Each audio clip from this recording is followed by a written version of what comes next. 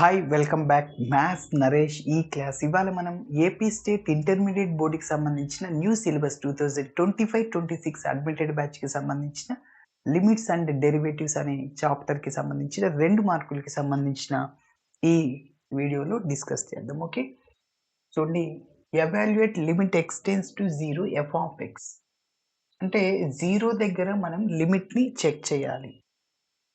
అంటే left hand లిమిట్ని right hand లిమిట్ని చెక్ చేయాలి. ఓకే, అయితే ఫంక్షన్ ఇచ్చేసాడు mod x by x, x not equal to 0 when x is equal 0. దీని సిగ్నేచర్ ఫంక్షన్ అంట mod x by x. Okay, సరే, మీరు ఇప్పుడు గమనిస్తే ఈ ఎక్స్ అనేది 0 ఎందుకు కాదంటే సంథింగ్ బై 0 ఇన్ఫినిటీ వస్తుంది అందుకోసం. కాబట్టి ఎక్స్ అనేది 0 అవ్వకూడదు, ఏదైనా అవ్వచ్చు. ఓకే, సరే. సో ఇచ్చిన ఫంక్షన్ని రాస్తున్నా. సో ఒకటి నేర్చుకుంటే రెండోది ఈజీగా చేసేయచ్చు. So given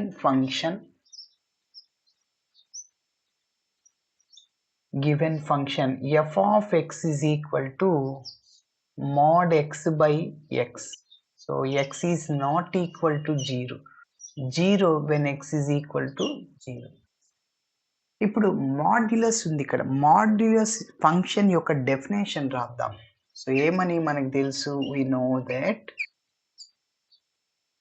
know that mod x is equal to plus x అవుతుంది ఎప్పుడు x greater than or equal to 0. అంటే ఎక్స్ వాల్యూ 0 కానీ 0 కంటే ఎక్కువ ఉన్నప్పుడు mod x ప్లస్ ఎక్స్ అవుతుంది. ఎక్స్ వాల్యూ 0 కంటే తక్కువ ఉన్నప్పుడు mod x మైనస్ ఎక్స్ అవుతుంది.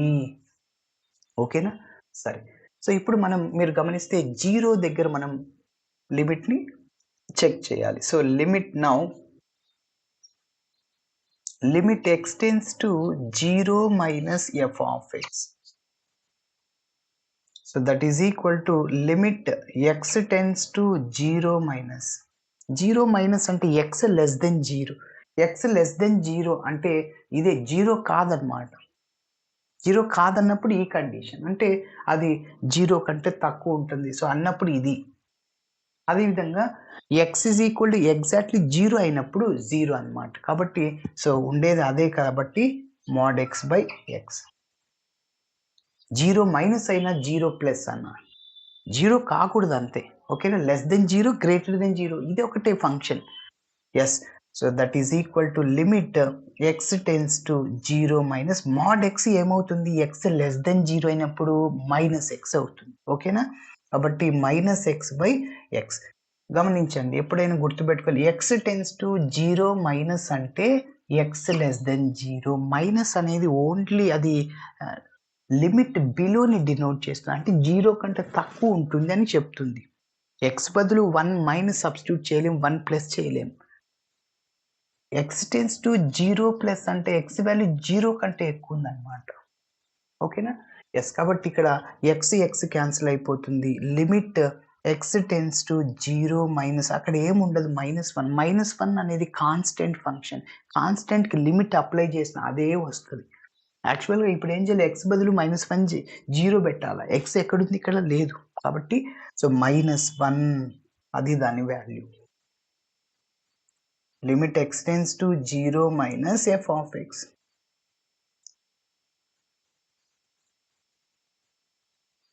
ఇప్పుడు అదే విధంగా ఇంకొకటి కనిపెడదాం.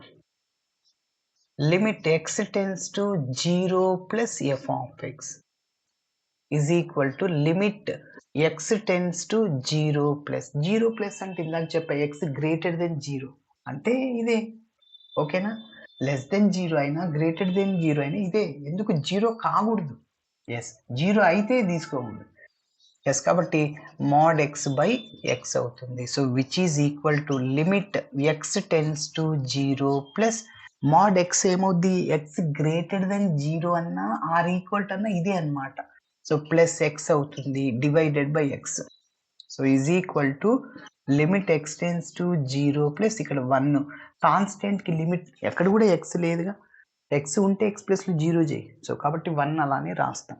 కాన్స్టెంట్ ఫంక్షన్కి ఎప్పుడైనా లిమిట్ అప్లై చేసినాం అనుకో అదే వస్తుంది. For example limit x tends to 5, 3 ఉంది. ఎక్స్ ఉంటే కదా నువ్వు 5 చేయడానికి, కాబట్టి దీని వాల్యూ ఎంత 3నే. ఓకే, సరే. సో, ఇప్పుడు మీరు గమనిస్తే ఈ 2 నాట్ ఈక్వల్. అవునా?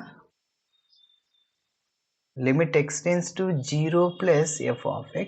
So, therefore limit x tends to 0 plus f of x is not equal to limit x tends to 0 f of x.